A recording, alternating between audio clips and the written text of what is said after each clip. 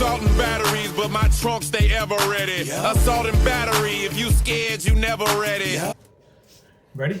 Yes. Dust off the old vocal cords for the video. So. There you go. He's rusty, and I remember my first video I did in June. It took me 10 takes to get it. So Man, I told we're Justin gonna do this in one shot. we're gonna try doing this in one shot. Well, we can because what we have is an unboxing. We have a live unboxing. Live unboxing. By the way, you know, we created the term unboxing, just a heads up. I am aware. And now people use it as a regular term. Yeah. And people made fun of us for years. And now look at these TikTokers making millions of dollars. My favorite is the day in the life. I remember Legend Killer and I were at the old pizza shop, and then he's like, you know what we should do? A day in the life. But my original thing was, I had some other name for it, and then Legend Killer was like, I think we should just call it Day in the Life. He's like, we should just take the camera and just do what we do in a day, go to the wrestling stores and like what we pick up and go to shows. I'm like, buddy, what a brilliant idea. And look what happened. We were ahead of our How time. that shit took off. We should have done it 5 years later. Should have. The reason I brought Justin, I thought it was very apropos that I bring him in here, was because Justin, for one, like I did, sold my collection. But with Justin, I wanted to ask him like how he felt, because how I felt was, I have a feeling the complete opposite. When Justin's first reaction when he came in here, what was it? It's empty. I can see walls. He's like, what? I can see stuff. Where's the bookshelves? Yeah. I guess he painted this room. Yeah, everything's I haven't seen the YouTube. I've seen the room tour video. This is sad in here. This is depressing.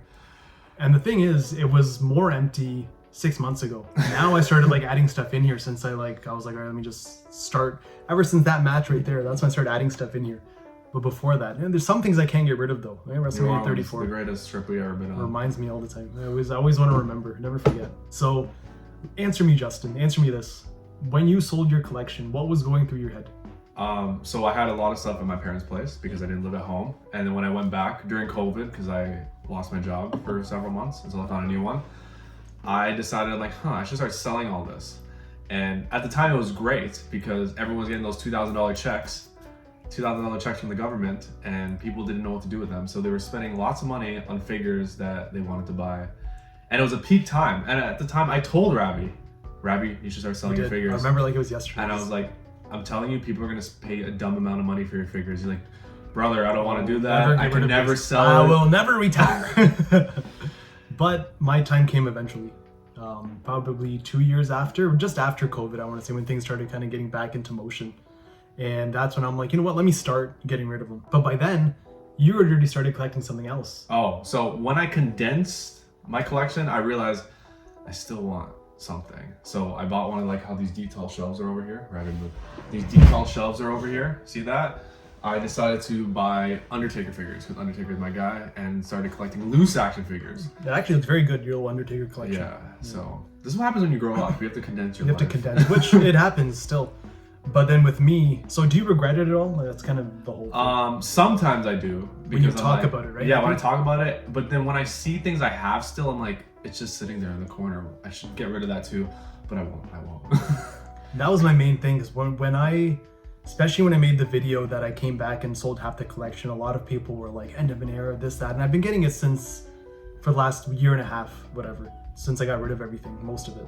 And every time I talk about it, I'm like, damn, I shouldn't have got rid of this. And there are about 5 figures that I regret deeply. And every time I talk about it, I'm like, you know what was I thinking? Because like, I'm okay, like I don't need to get rid of them. My whole thing was they're sitting in the boxes. I don't care too much about them, where it's like, if it's out of sight, it's out of mind. And that's what you said. Yeah, exactly. Out of sight, out of mind. But then when it starts getting talked about, when a lot more people are like, hey, so you're doing videos again, do you still have this figure? I'm like, no, I sold it.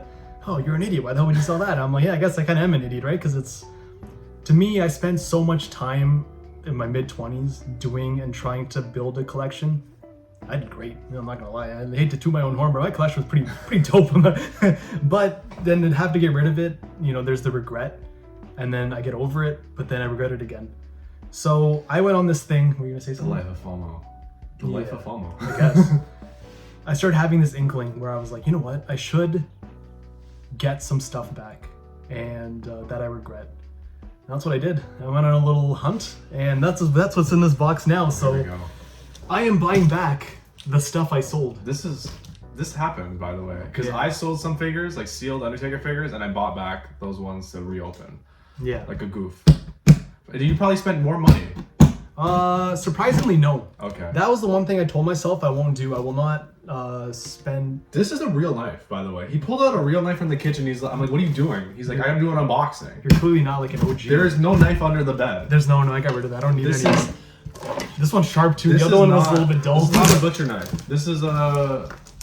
I don't know what this is. It's a kitchen knife. What do you mean I use it in the kitchen? Is it a steak knife? It's It's a really large steak knife. Anyways. It's a very sharp knife, which is why I'm trying not to cut my hand. I have very bad. And he's pointing it to himself. You're supposed to come away from yourself. Chill. You have the Montreal screw job.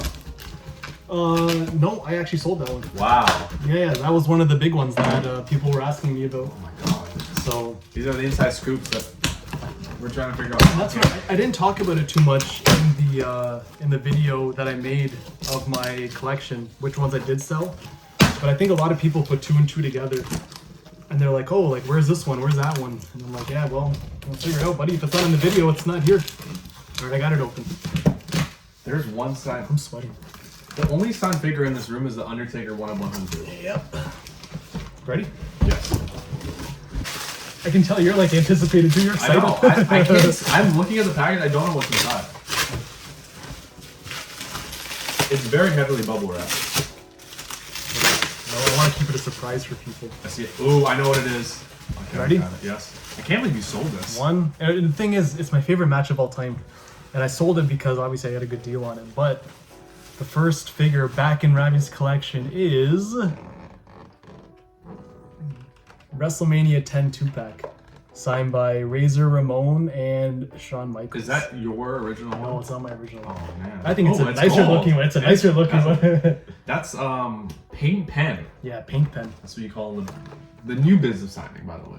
Pretty nice, right? You're doing it all wong, by the way. And that's what I said. I saw it. I'm like, buddy. I'm like, to be honest, I'm like, this figure is this is what we nicer call than an mine. upgrade. Upgrade. That's what I said. I'm like, no problem. I'm gonna get more than I'm gonna pay less than what I sold it for. Plus, I get a nicer signature. Oh, okay. So this is a win-win. It's a win. Yeah. That's what I said. I'm very smart about this. This is a fabulous figure. Here's the second one. There's 2 figures. Oh, Big that's box, 2 figures worth, but definitely worth the irony. the second figure. Back in the collection, fully inked in paint pen. This is beautiful. These signatures are gorgeous. The Montreal screw jobs back in the collection. Screw you, Vince. Get him out of there. Shawn Michaels and Bret Hart. The only thing, obviously, as you can tell, is Earl Hebner is missing from the bottom. Yes. No problem. But I'm going to WrestleMania. I'm going to meet Earl Hebner probably at WrestleCon. And I'm going to make sure I get a nice paint pen to do this and finish. Black. It was black? What would you do? I did, I think I did his in silver. I think Bret's was in gold Yeah. at the original one. The Bret was in gold and it was fading, so it wasn't that good of a signature. Sean's was silver, but it wasn't as like bright as this. And then Earl's was in silver as well. So I think you should Earl in gold then. I think so as well. Yeah. But let's get Beautiful the, signatures. let's There get we the go. thumbnail going. That's it. That's I That was think a live unboxing. live unboxing. Assault and Battery 777 is buying back the toys that he sold.